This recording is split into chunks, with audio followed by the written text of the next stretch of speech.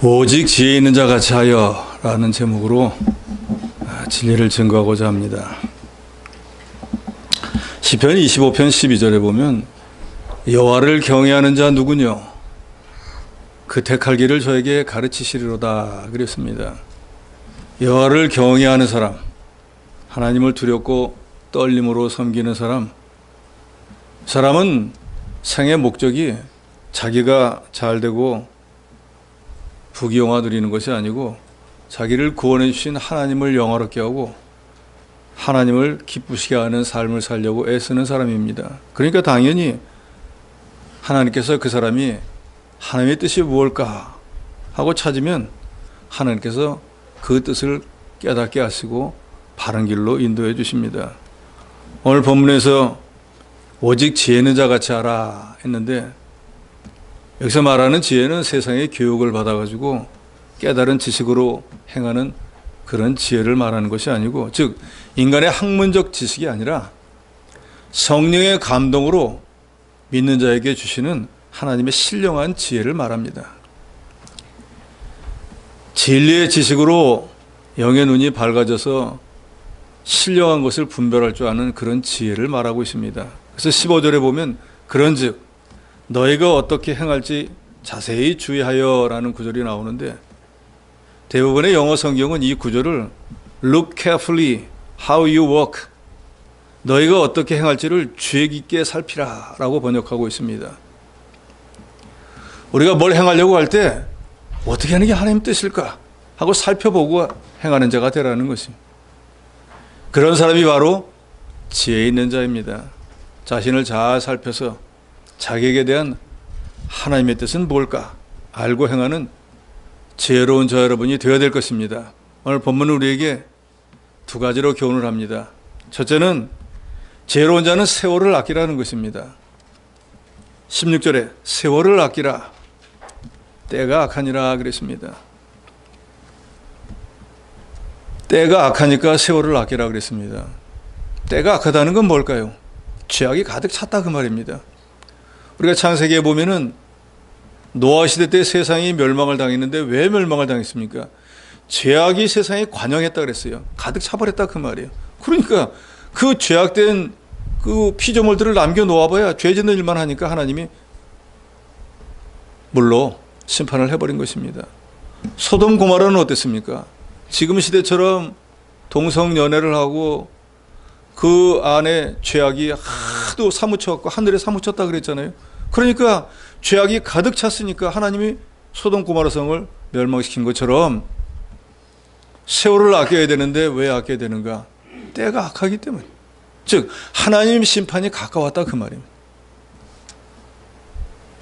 모세는 신명기 31장 29절에서 이렇게 말합니다. 내가 알거니와 내가 죽은 후에 너희가 스스로 부패하여 내가 너희에게 명령한 길을 떠나 여호와의 목전에 악을 행하여 너희 손으로 하는 일로 그를 경록케 함으로 너희가 후일에 재앙을 당하리라. 지금은 모세가 살아있으니까 하나님 말씀이 이렇다 순종해야 된다 하니까 아유 알겠습니다 했는데, 내가 죽고 나면은 내가 없으니까 너희들이 너희 소견대로 믿고 내가 옳다 자기 옳다고 서로 자기 생각대로 하고 하나님 말씀을 떠나서 믿으니까 너희가 그때 재앙을 당할 거다 그 말이에요. 바울도 디모데후서 1장 3장 1절로 4절에 보면 말세에 어떤 일이 일어날지를 이미 우리에게 경고했습니다. 너는 이것을 알라. 말세에 고통하는 때가 이르러 사람들이 자기를 사랑하며 돈을 사랑하며 자랑하며 교만하며 비방하며 부모를 거역하며 감사하지 아니하며 거룩하지 아니하며 무정하며 원통함을 풀지 아니하며 모함하며 절제하지 못하며 사나우며 선한 것을 좋아하지 아니하며 배신하며 조급하며 자만하며 쾌락 사랑하기를 하나님이 사랑하는 것보다 더하리라. 그러니까 너희가 말세에 고통을 당할 것이다 그랬습니다. 그런데 지금 바로 이런 일들이 우리 주변에서 일어나고 있습니다. 과거 시대와는 전혀 상상할 수도 없는 도덕적 윤리적으로 타락되어 버렸습니다. 부모 자식은 말할 것도 없고 부부간 형제간 돈이 최고가 돼버리고 돈 때문에 살인도 하고 돈 때문에 팔기도 하고 이런 배금주의가 횡행하고 있습니다. 그래서 말세에는 사람들이 하나님보다 자기를 사랑하고 돈을 사랑하는 시대가 된다고 성경은 경고했는데 그것이 지금 그대로 진행이 되고 있습니다. 그걸 우리 믿는 사람들은 어떻게 생각해야 될 거예요? 아, 그런 일이 있겠구나. 그런 일이 왔네? 라고 안이하게 생각할 거 아니고 말세가 다 되었구나. 악이 점점 관영하면 하나님의 심판이 있는데 주님 오실 때가 다 되었구나. 깨달아야 됩니다. 말세에는 디모데서에도 분명히 말한 것처럼 자기를 사랑하는 시대가 됩니다. 무엇이든지 자기만 아는 거예요. 나만. 이런 주의가 횡행합니다. 그래서 도덕이고 윤리고 다 무너지고 자기하고 돈밖에 모르는 그런 세상인데 지금 우리나라도 그렇지 않습니까? 남편 오래오래 살게 해줄 것처럼 보험 들어주고 의도적으로 막 살인을 하고 그러지 않습니까? 말세에는 사람들이 하나님을 경외하지도 않고 하나님을 또 떠나서 자기를 이롭게 하고 하나님보다 자기가 쾌락 즐기는 걸 더 좋아한다 그랬습니다. 그래서 노아 시대처럼 먹고 마시고 음낭방탕하다가 그것이 하나님이 정한 때가 되면 그때 하나님의 심판이 이르게 되는 것은 역사적 사실로도 우리가 다 알고 있는 것입니다. 우리 성도의 마음이 하나님을 떠나서 세상으로 나가 하나님을 경외함이 없는 불신자 같은 생활을 하면 믿는 사람에게는 그게 고통인 거예요. 하나님을 떠나는 게 고통인 거예요. 그건 마치 물고기가 아무리 문제가 많아도 어항 안에 있을 때는 숨쉬고 살지만 그 안에 뭐 환경이 어떻다, 물이 더럽다, 뭐가 마음에 안 든다 해서 어항 밖으로 뛰쳐나오면 잠시는 시원할지 모르지만 생명을 보장받지 못합니다. 우리 믿는 사람도 별반 다르지 않습니다. 교회 안에 누가 뭐 어떻다, 뭐 있다, 시험이 있다, 뭐가 마음에 안 든다 하더라도 그리스도 안에서, 교회 안에서 모든 문제를 해결해야지 여기가 싫다고 마음이 떠나고 몸이 떠나면은 그건 마치 어항에서 물고기가 뛰어나온 거와 똑같은 거예요. 결과가 예외 없이 똑같다 그 말입니다. 그런데 안타깝게도 많은 신앙인이라고 하는 사람이 예수 믿는다고 하는 성도들이 이걸 모르는 거예요. 물 밖에 나가 있으면서도 나는 괜찮다는 거예요. 나는 살 수 있다는 거예요. 어떻게 삽니까? 살고 싶어도 살 수가 없습니다. 그래서 예레미야서 2장 19절에 보면 그런즉 내 하나님 여호와를 버림과 내 속에 나를 경외함이 없는 것이 악이요 고통인 줄 알라. 그래서 믿는 사람이 하나님을 떠나고 하나님을 경외하는 믿음이 없으면 그게 하나님이 그 사람에게 고통을 주기 위해서 그렇게 만들었다 그 말이에요. 그러니까 저도 여러분도 아이고 예수 믿는 게 재미가 없을까? 이거부터 교회 가지 말아야겠다. 믿지 말아야겠다라고 하면 하나님이 고통을 주기 시작하는 거라 그 말이에요.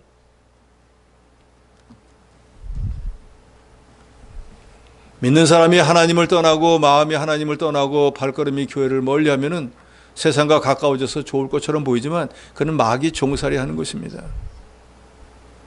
그래서 예레미야 17장에 있는 말씀처럼 좋은 날 오는 거 이제 보지 못합니다. 그런데 말세가 되면은 그런 현상이 믿는 사람에게도 일어난다는 것입니다. 요한계시록 22장 11절에 보면 불의를 행하는 자는 그대로 불의를 행하고 더러운 자는 그대로 더럽고 의로운 자는 그대로 의를 행하고 거룩한 자는 그대로 거룩하게 하라. 이게 무슨 말입니까? 말세 때도 제대로 믿는 사람은 남이 믿든 안 믿든 그릇된 길로 나가든 여전히 거룩한 삶을 살고 의인의 삶을 살려고 애쓰고 믿음이 제대로 되지 않은 사람들은 남들도 그러는데 뭐 예수만 뾰족히 믿어서 되나 하고 그런 길로 가는 사람은 또 그렇게 가라 그 말이에요. 믿음은 모든 사람의 것이 아닙니다. 아내가 믿음 좋으면 남편이 자동으로 믿음 좋아지는 게 아니에요. 부모가 믿음 좋다고 사무엘 같다고 했고 사무엘의 자식들이 사무엘 같은 믿음을 갖냐? 그것도 아니에요. 믿음은 하나님이 선물로 주시는 거예요. 사모하는 영혼에게 주시는 거예요. 말세에 불의한 사람은 점점 불의한 자리로 나가고 거룩한 사람은 주님이 오실 걸 믿고 점점 거룩한 자리로 나가려고 애쓰게 되는 것입니다. 어느 시대나 교회가 타락하면 성도가 하나님의 말씀을 믿지 않고 불순종하면 세상으로 나갈 수밖에 없습니다. 딱 두 가지잖아요. 의와 선과 악과 죄와 의를 행하지 않으면 악인이 되는 거예요. 죄인이 아니면 의인인 거예요. 예수께서 누가복음 18장 8절에 보면 인자가 올 때 세상에서 믿음을 보겠느냐 그랬어요. 이 말씀은 주님이 재림해서 세상에 왔을 때 정말로 하나님 말씀대로 살고 있는 사람을 만날 수 있겠느냐 그 말이에요. 그럼 우리가 언뜻 생각하면 아이고 어차피 뭐 의인은 없고 한 사람도 없고 주님이 뭐 세상에 올 때 믿음 있는 사람을 어떻게 보겠느냐라고 했는데 우리가 애쓴다고 되겠어? 라고 포기하지 말고 주님 보시기에 믿음 있는 자로 나타나기 힘쓰라 그 말이에요. 세상 다른 사람, 세상 다른 교회는 어느 길로 가든지 말든지 우리는 우리 주님의 말씀대로 그리스도 안에서 자기 자신을 만들어 나가는 일을 힘써야 된다 그 말이에요. 남이 장애를 가든지 남이 뭐 어디를 하든지 말든지 그거 관심 갖지 말고 나는 내 구원을 이루고 내 교회가 잘 되는 일에 내 성도들을 유익하게 하는 일에 힘쓰라 그 말입니다. 말세는 믿음 지키기가 정말로 어렵습니다. 그렇잖아요? 디모데후서도 말씀하잖아요. 경건의 모양은 있지만 모양만 그럴듯하지 능력은 없는 거예요. 진짜로 경건을 하나님 말씀대로 실천할 능력은 없고 나 예수 믿어, 나 집사야, 권사야, 장로야, 목사야 자랑만 하지 목사로서 장로로서 집사로서 모든 성도들의 본이 되는 삶은 못 산다 그 말이에요. 그게 경건의 능력이 없다는 걸 말하는 거예요. 그러니까 저와 여러분은 말세가 된 줄 알고 세월을 아끼는 그런 저와 여러분이 되어야 될 것입니다. 또 이 말세가 다 되었을 때 우리가 세월을 아껴야 되는 또 한 가지 이유는 우리가 주와 복음과 하나님의 교회를 위해서 일할 시간이 제한되어 있다는 거예요. 시간이 좀 넉넉해가지고 인생이 한 200년 산다. 그럼 저 같으면 이제 66살이니까 아직도 한 140년 남았잖아요. 그러면 한 100년 정도 좀 재밌게 살고 그 다음부터 주의를 해도 되잖아요. 그런데 제가 생각해 보니까 한 10년이나 남았을까? 하나님의 은혜면은. 그러면 얼마나 절박합니까? 목회는 5년밖에 안 남았어요. 여러분에게 가르쳐야 될 시간이 5년밖에 없다 그 말이에요. 내 인생 전체로 따져도 10년 넘길까 말까? 누구도 몰라요. 그러니까 남은 인생이 얼마 안 남았다고 생각하면 시간이 너무너무 아깝지 않습니까? 누구나 다 100살까지 살 것 같습니까? 누구나 수명이 연장됐다고 다 120까지 갈 것 같습니까? 아닙니다. 천국 가신 저희 아버지 늘 얘기하더라고요. 당신 할아버지가 65, 당신 아버지가 80몇 살 살았으니까 나도 80까지는 살 거야. 78살까지밖에 못 살았어요. 우리 부모님은 100살까지 살았으니까 나는 90까지 살 거야. 그럼 얼마나 좋겠어요. 누구도 모릅니다. 본문 14절에 보면 잠자는 자여 깨어서 죽은 자들 가운데 일어나라 그랬습니다. 로마서 13장 11절에도 또한 너희가 이 시기를 알거니와 자다가 깰 때가 벌써 되었으니 이는 이제 우리 구원이 처음 믿을 때보다 가까웠다. 주님 오실 때가 점점 가까웠다 그 말이. 오늘 올지 내일 올지 모릅니다. 오늘 내일 주님이 오신다고 안 하더라도 내가 주님 앞에 오늘 내일 갈지 그것도 몰라요. 우리의 종말은 두 가지예요.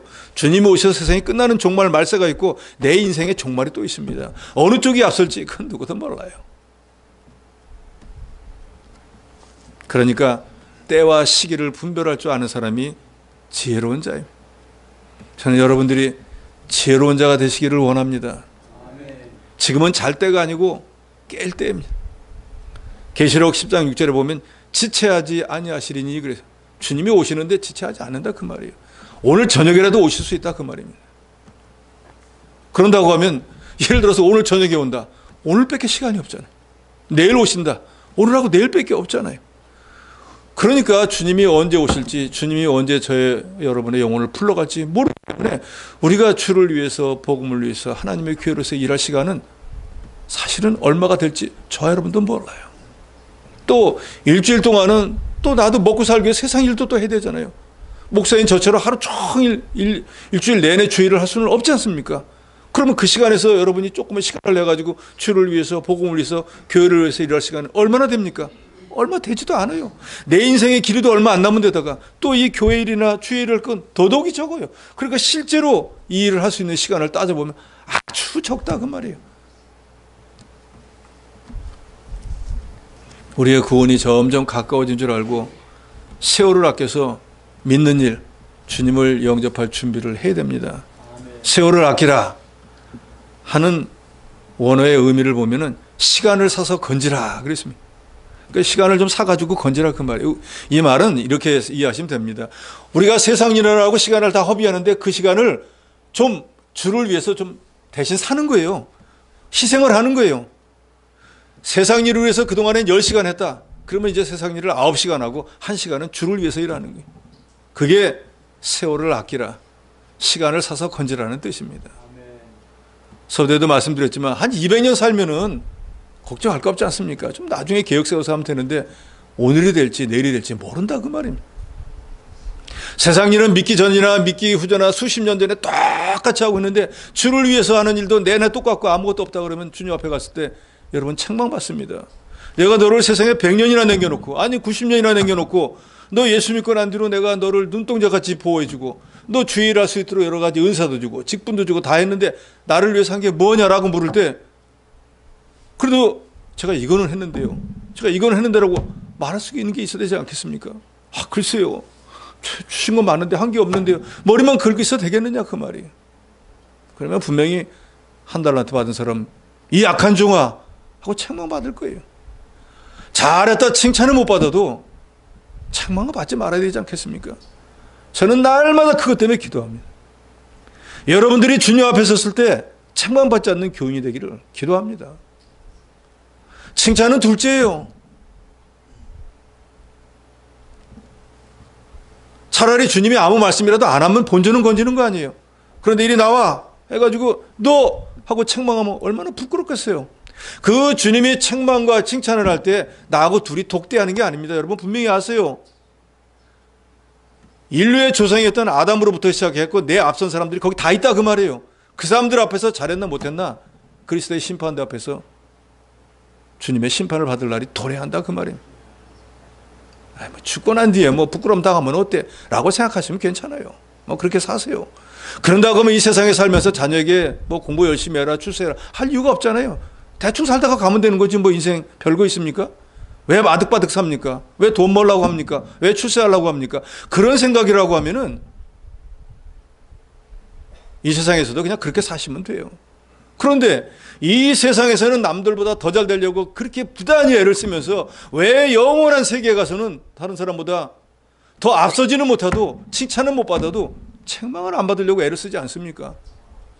저는 저 자신도 그렇고 여러분들이 그렇지 못할 때 그것 때문에 새벽마다 기도합니다. 내 양이기 때문에, 내 가르침을 받고 있기 때문에 여러분이 주님 앞에 섰을 때 책망받지 말아야 되거든요. 왜요? 혹여나 여러분 중에 제대로 만들어지지 못하고 주님 앞에 책망받으면 저는 주님 앞에 가서 그 책망을 또 받아야 돼요. 어떻게 가르쳤길래 너는 도대체 뭘 가르친 거야 하고 분명히 책망받을 거라고요. 목사가 돼가지고 뭘 한 거예요 도대체? 성도를 어떻게 가르쳤어 하면 얼마나 부끄럽겠어요.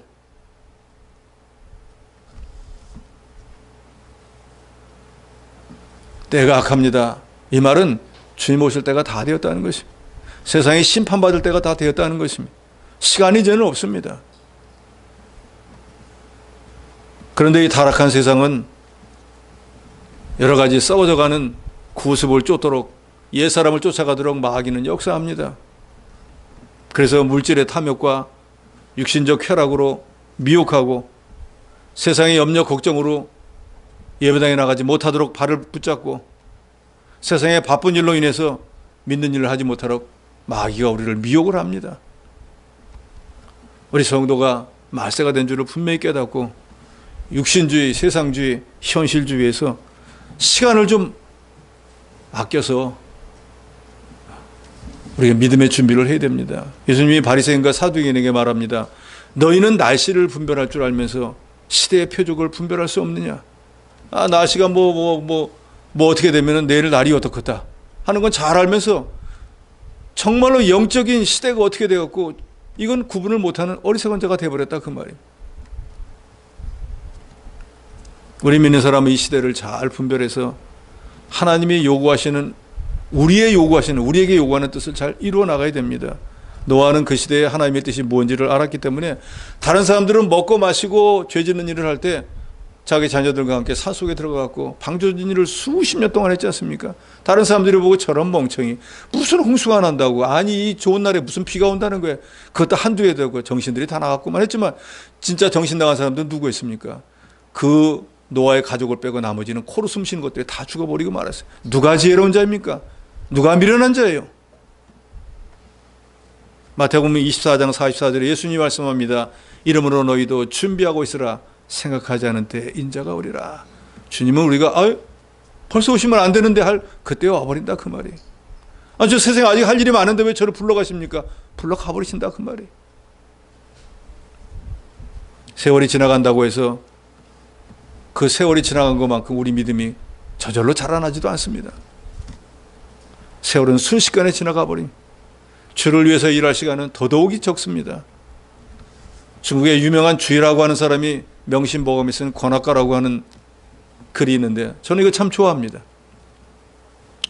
소년인호 항난성이요 일청광음은 불가경이라 미각지당 춘초몽인데 계전오엽은 기추성이라.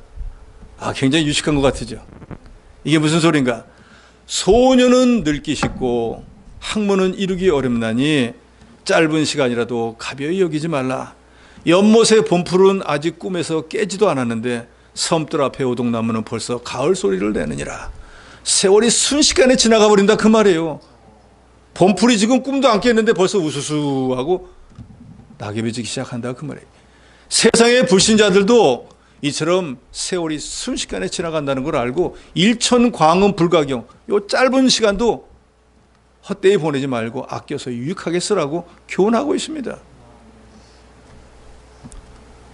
송나라 때 시인이었던 도연몽도 이런 말을 했습니다. 젊은 시절은 두 번 다시 오지 않고 하루의 새벽은 한 번뿐이니 때가 왔을 때 열심히 일할지어다. 세월은 사람을 기다려주지 않는다. 불신자들도 이런 거 좌우명이라고 외우고 다 시간을 아껴서 하잖아요. 그런데 우리 믿는 사람들은 주님이 오실 걸 뻔히 알면서도 이 불신자들보다 세월을 아끼고 믿는 일 열심히 하지 않는다고 하면 이건 하나님 앞에 불충성한 거예요. 지혜가 없는 것입니다. 세상 불신자들도 시간의 소중함과 세월의 무상함을 알고 헛되이 시간을 보내지 않고 어찌하든지 그 시간을 아껴가지고 자기가 원하는 목적을 이루려고 애를 쓰는데 우리의 목적은 뭡니까? 이 땅에서 잘 먹고 잘 사는 게 아니에요.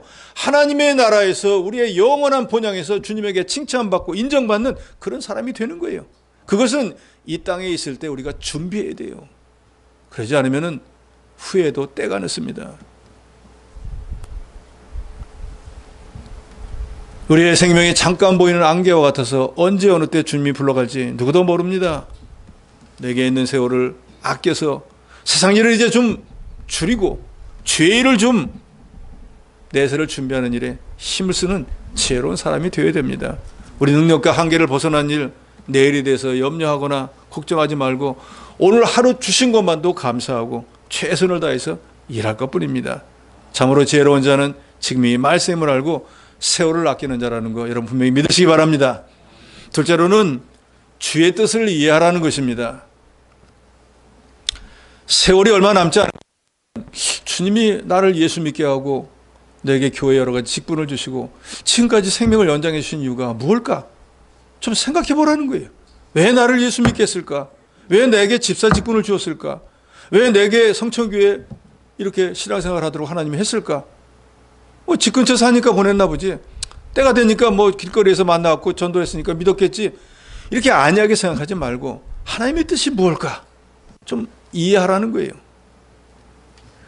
우리 성도가 하나님의 뜻을 제대로 이해하지 못하면 세월만 낭비하게 됩니다.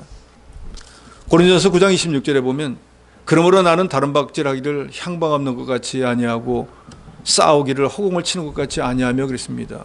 다른 박질하는데 결승점을 향해서 열심으로 달려야지 결승점과 반대로 아무리 달려가면 무슨 소용이 있겠어요. 싸움을 했고 주먹질을 하는데 상대방을 KO시키기 위해서 보고 때려야지 그냥 눈을 감고 막 때리면 뭘 하겠냐고. 우리 신앙생활도 똑같습니다. 신앙생활에 목적이 있어야 될 거 아니에요. 무엇 때문에 신앙생활을 하는지, 왜 신앙생활을 하는지,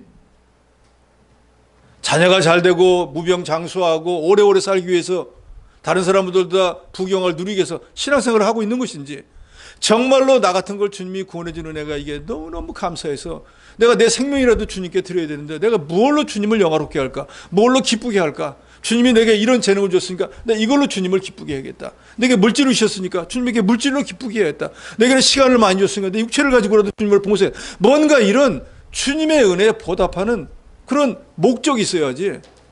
오늘도 주세요, 내일도 주세요, 모레 주세요, 날마다 주세요, 주세요 하다가만 하나님 앞에 가는 것이 우리 신앙의 목표가 돼서는 안 될 것입니다. 우리는 이미 주님으로부터 사망에서 생명으로 옮기는 우리 힘으로는 어떻게 갚을 수 없는 큰 은혜를 이미 받았습니다. 그래서 우리가 잘 부르는 찬송가의 가사에도 그렇게 말하고 있잖아요. 그 구속의 은혜를 생각해 볼 때 하늘을 두루마리 삼고 바다를 먹물 삼는다고 할지라도 그걸 어떻게 다 기록할 수가 있겠나. 그 말은 저 개인도 그렇습니다. 제가 과거에 하나님의 교회를 핍박하고 믿는 자들에게 손해를 주고 했던 여러 가지를 따져보면은 내가 어떻게 예수 믿고 구원 얻을 수 있을까? 그런 생각이 듭니다. 그런데 현실은 어떻습니까? 나의 그런 생각, 나 같은 건 구원받지 못할 거야 라고 하는 내 생각에 넘어서 주께서는 나를 예수 믿어 구원하게 했을 뿐더러 오히려 복음을 전하는 사역자로 삼아주셨어요. 하나님이 아니시면 이건 이루어질 수가 없는 일이에요. 제가 왜 주의 일에 힘씁니까? 왜 남보다 더 열심으로 살려고 합니까? 그 은혜가 너무 감사했어요.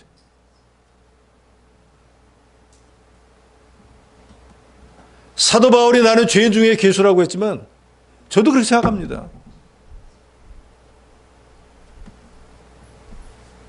과거에 내가 정말 선하게 살았고 도덕적으로 윤리적으로 모든 사람들에게 뭐 누구 하나 내가 흠잡을 게 없었다가 지금 예수 믿었다고 하면 괜찮죠. 나 그럴 만한 사람이 되니까. 그런데 저는 그거와 정반대였거든요. 세상에서 잘 되려고 했었고 사업해가지고 돈 많이 벌려고 했고 믿는 사람들과 정반대의 삶으로 어떻게든지 살려고 했었거든요. 그리고 우리 애들이 예배당 가는 거 싫어가지고 문을 잠그고 못 가게 하고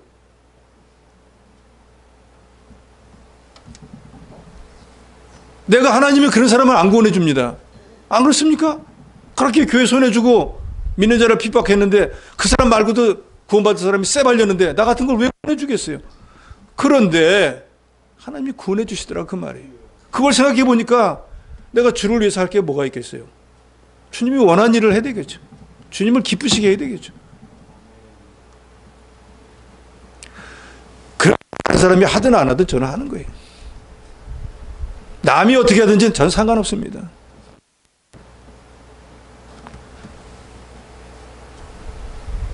중국말에 아주 간단한 말이 이런 말이 있어요. 워건 워더, 건 니더. 그 말 그대로예요. 워는 나, 니는 너. 워건, 나는 내 거는 내가 알아서. 니 건 니가 알아서. 그런 주의.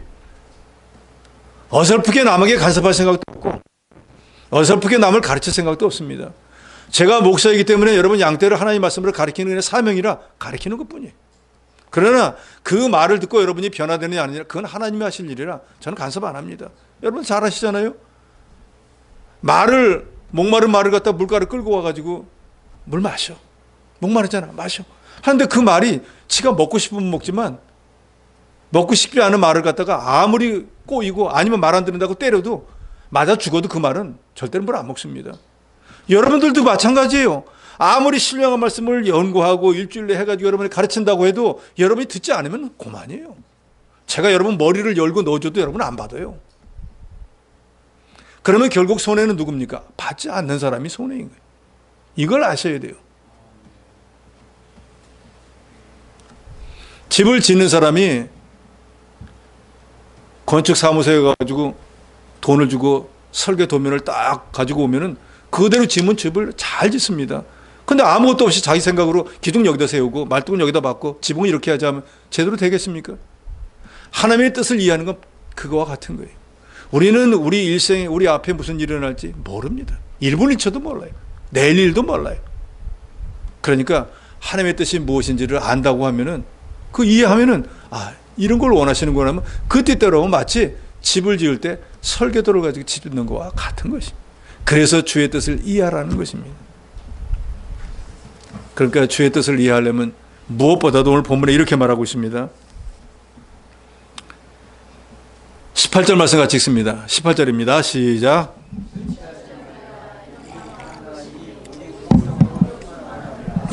주의 뜻을 이해하려면 무엇보다도 술 취하지 말고 성령의 충만함을 받으라. 그래서 술 취한다는 건 우리 믿는 사람이 누가 술을 마시겠어요?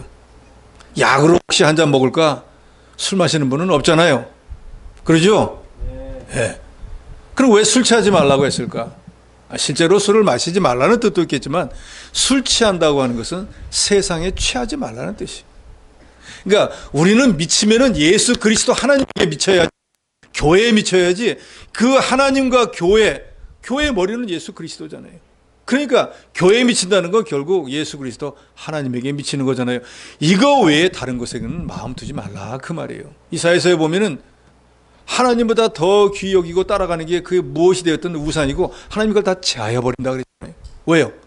우리는 이제 그리스도의 사람이 되었어요. 그리스도, 크리스천. 이게 무슨 뜻입니까?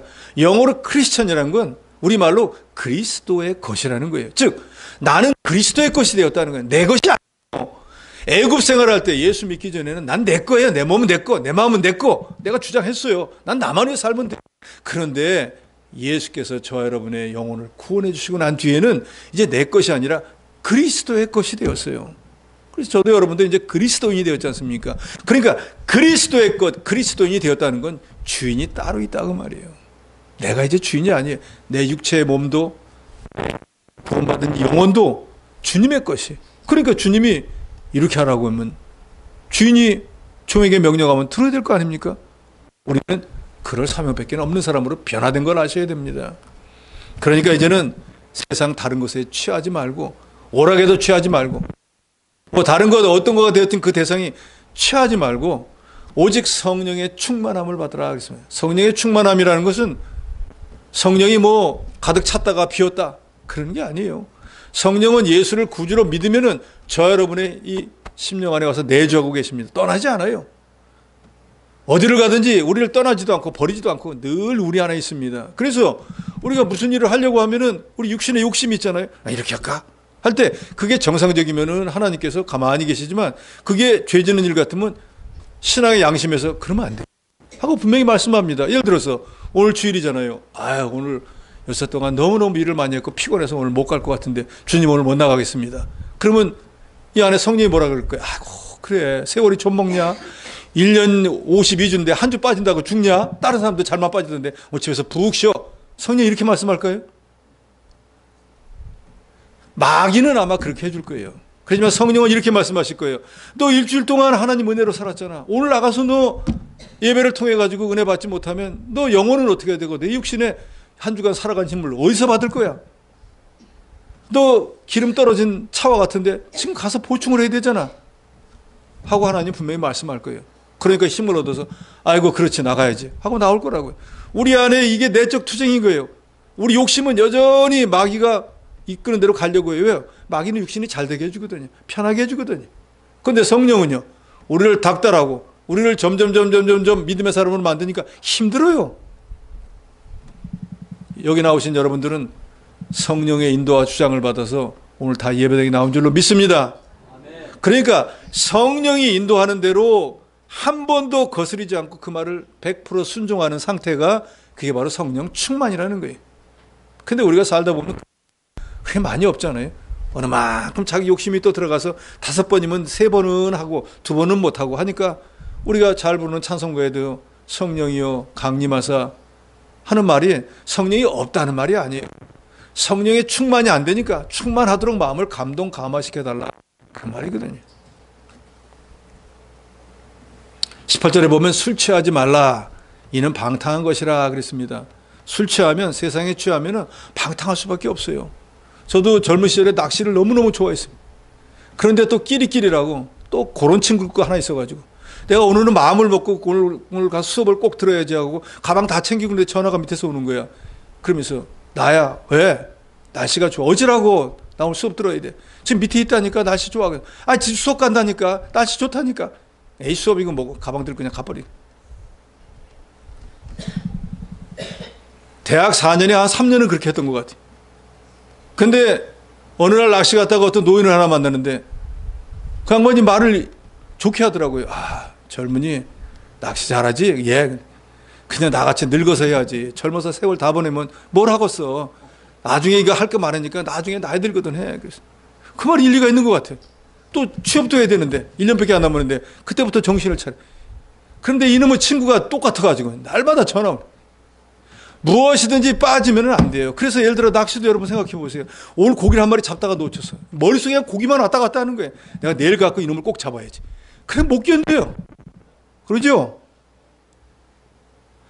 무엇이든지 취하면 이와 같이 돼버린다 그 말이에요. 그러니까 예수께 취하면 어떻게 되겠어요? 아이고 오늘도 또 예배당 가봐야지. 오늘도 우리 장로님 만나봐야지. 오늘도 누구 만나야지. 이런 성도가 되어야 된다 그 말이에요.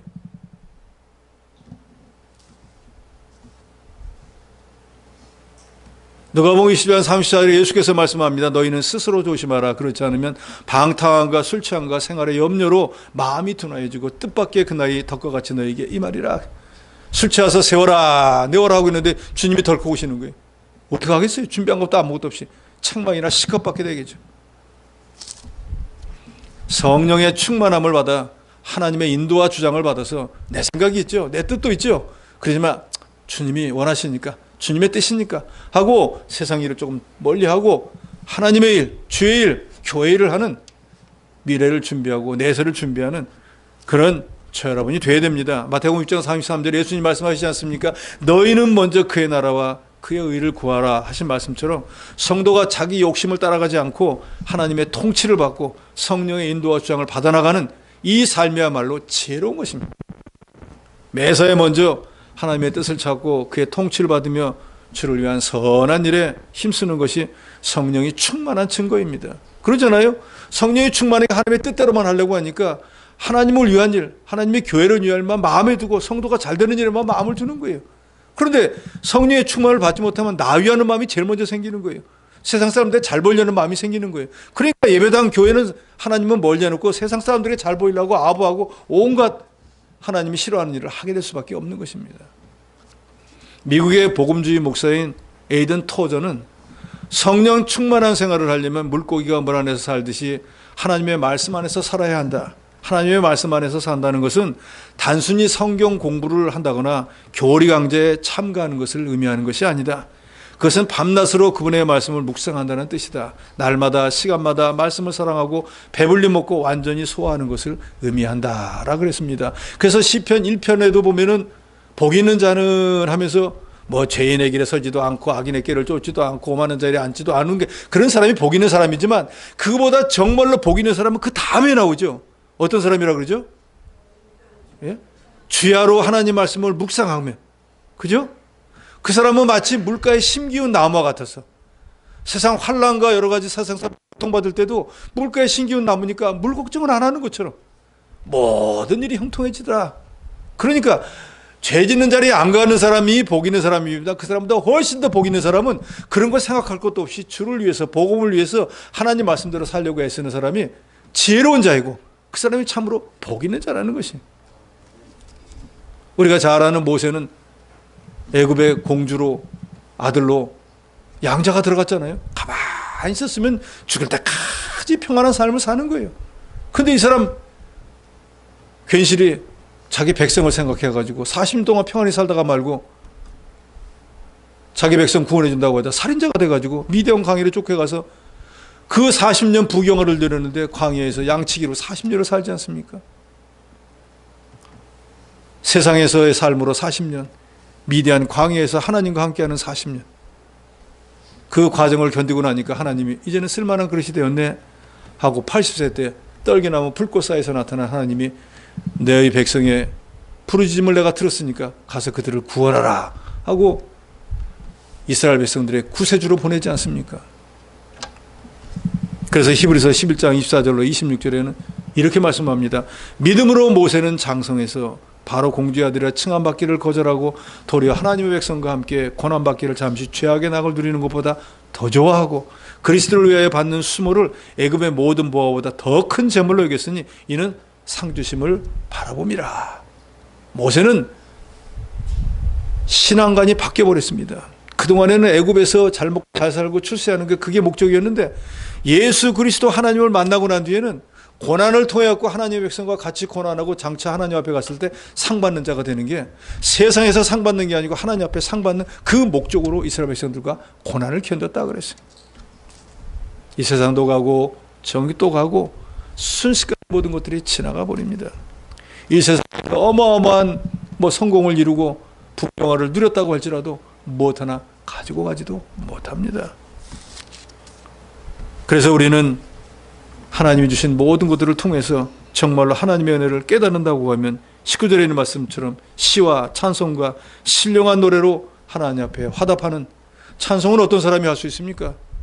예수 믿고 구원 얻은 자만이 할 수 있습니다. 찬송은 우리가 늘 얘기하잖아요. 입으로 하는 기도와 같아요. 곡조 있는 기도예요. 그리고 그리스도 구속의 은혜를 깨닫는 사람이라야 찬송할 수 있습니다. 뿐만 아니라 20절에 범사에 우리 주 예수 그리스도의 이름으로 항상 하나님 아버지께 감사할 뿐더러 그리스도를 경외함으로 피차 복종하라. 우리가 지혜로운 자라고 하면 주께서 우리를 구원해 주신 이 구원의 은혜, 지금까지 살아오면서 베풀어 주신 여러 가지 때를 따라 돕는 은혜, 우리의 삶을 마치고 나면 영원한 천국에서 영생 복락을 누리도록 하시는 이 은혜를 생각하고 늘 주 앞에서 감사하는 자가 되어야 될 것입니다. 오늘 저와 여러분에게 주의를 허락하시고 그 앞서서 우리의 생명호흡을 하루 더 연장해 주셔서 오늘 이 예배를 드릴 수 있도록 인도해 주신 하나님의 은혜는 얼마나 감사합니까? 여기 계신 여러분들이 모든 육신의 오간이 다 정상적으로 작동을 해서 제가 드리는 하나님의 말씀을 들을 수 있다는 거 얼마나 감사한 일입니까? 만약에 여기 중에 어떤 분이 귀가 하나 안 들리면 저 사람은 왜 저렇게 손짓 발짓을 하면서 떠드는 거야? 뭔 소리 하는 거야? 알아듣지 못해 그것처럼 답답한 일이 없을 거 아니에요? 근데 여러분들은 다 듣고 계신다는 거 하는 거, 살아있다는 것만으로도 감사해야 돼요. 들린다는 것만 해도 감사해야 돼요. 더더욱이 제가 드린 말씀이 그렇구나 라고 깨달아진다고 하면 그건 정말로 오늘 복받은 것입니다. 우리는 범사에 하나님 앞에 감사하는 것이 우리를 향하신 하나님의 뜻이라는 걸 압니다. 그러니까 사도 바울도 나를 능하게 하신 우리 주 예수 그리스도께 내게 감사하면 나를 충성되게 여겨 내게 직분을 맡기셨기 때문에 내가 이런 직분을 맡을 수 없는 사람인데 하나님이 이 귀한 걸 주신 거 너무너무 감사했다 그랬습니다. 결론입니다. 우리는 하나님의 뜻이 무엇인지를 아는 지혜로운 자가 되어야 됩니다. 마시가 된 걸 알고 세월을 아껴서 믿는 일에 열심을 하는 저와 여러분이 되어야 될 것이고, 뿐만 아니라 주의 뜻이 무엇인지를 잘 해서 세상에 취하지 말고 성령의 충만함을 받고 늘 감사하는 삶을 사는 저 여러분이 되시기를 주의 이름으로 축원합니다.